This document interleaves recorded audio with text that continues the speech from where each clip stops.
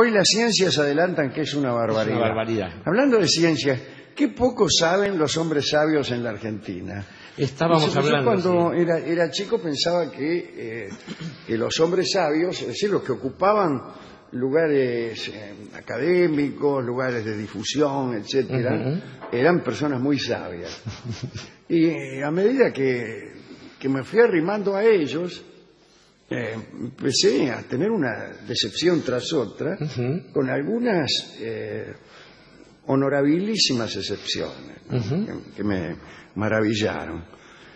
Y uno se siente muy desamparado porque el saber ajeno es algo que te ampara. Cuando vos te sentís protegido por el saber y por la cordura y por, hasta diría, la sabiduría, tener fe en el futuro, en que las cosas siguen en un camino razonable, etcétera. Pero cuando uno ve que ciertos lugares llenos de honor, llenos de prestigio, son ocupados por personas de menguada sabiduría, uno se asusta muchísimo. Lo que es peor es no es que yo pretenda, yo lo digo desde la ignorancia. Yo soy un ignorante que necesita protección. Y en cambio veo que aquellos que debían protegerme no están muy en condiciones de proteger a nadie, y eso me asusta muchísimo. En realidad han asumido la pompa y circunstancia de esos lugares y marcan esa distancia, y lo terrible es cuando uno ve que esa distancia es solamente distancia, ¿no? Sí. Hay un embeleco político que existe en los países sajones desde hace bastante, y que es como un reemplazo de la democracia o una atenuación de la democracia, y que puede decirse más o menos así: ciertos hombres, ciertos caballeros, se dice mejor, ¿no?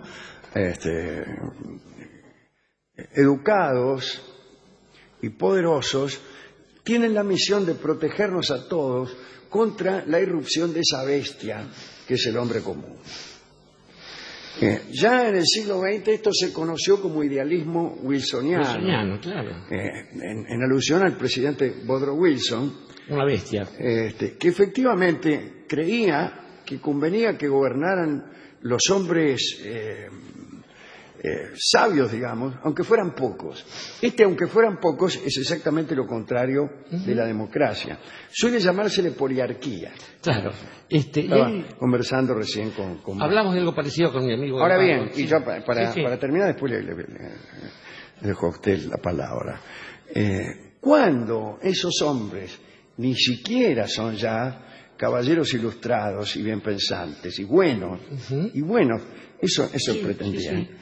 Entonces la cosa se hace terrible. Hoy en día ese grupejo de caballeros, por lo general son, diría yo, un grupo de dementes funcionales al poder del imperio. Claro. Eso mete mucho miedo. Eso no es la democracia. Suele llamarse, como decíamos recién, idealismo wilsoniano o poliarquía. Y no tiene nada que ver con la democracia. Y casi le diría que es lo único que existe, especialmente en los países centrales. Salvo en algunos países emergentes, donde evidentemente por influencia de ciertos deseos de emancipación nacional, suelen aparecer otra clase de formas políticas. No hay otra cosa que esto.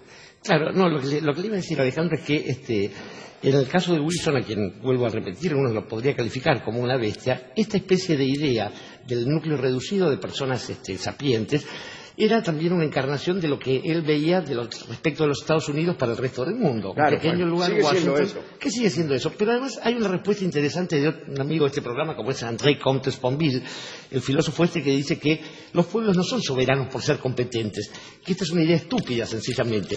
La competencia del pueblo está en su condición de soberanía previa a eso. O sea que los técnicos no es que son aquellos que mandan sobre el pueblo. Los técnicos son erigidos por su competencia, por la soberanía popular, en un lugar de asesoría, pero quien decide es el pueblo.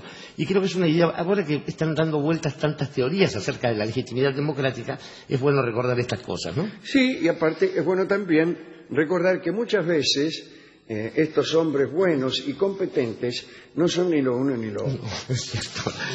Nos lo contó Oppenheimer hace mucho tiempo. Una tarde explicada. Bueno, tenemos... ¿Tiene algo más para agregar? No, nada. Bien.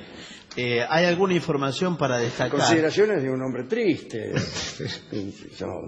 Así como me iba a refugiar en los brazos de mi madre, o de mi padre, o de mi abuelo, también el amor por la sabiduría, ya que no la sabiduría, claro. El amor por la sabiduría que me inculcaron en casa hace que yo tenga deseos de refugiarme en los brazos de los que saben, en los brazos de los buenos artistas, en los brazos de las personas que aman la complejidad y que desean enseñármela. Pero muchas veces, en medio del abrazo, me reciben los brazos gélidos del desengaño y de la estulticia. Digamos que aquellos que no tenemos el consuelo de la fe en algo más trascendente, por ahí reemplazamos esa falta de fe estamos sometidos a con un deseo, con una tendencia hacia lo que es el saber, el conocimiento y la claridad del pensamiento, y muchas veces nos encontramos solamente con un discurso vacío, con academias corporativas que dicen quién es y quién no es, sí, claro. Sin acreditar ninguna clase de genio para hacerlo, y con gente de mucho poder que habla de una sabiduría que ellos tienen, pero nunca la exteriorizan de ninguna otra manera que no sea eso. Algo lleno de sonido y de furia, como el discurso de un loco, diría un amigo nuestro, desde la lejana literatura británica. Pero bueno. Bueno, discúlpenos.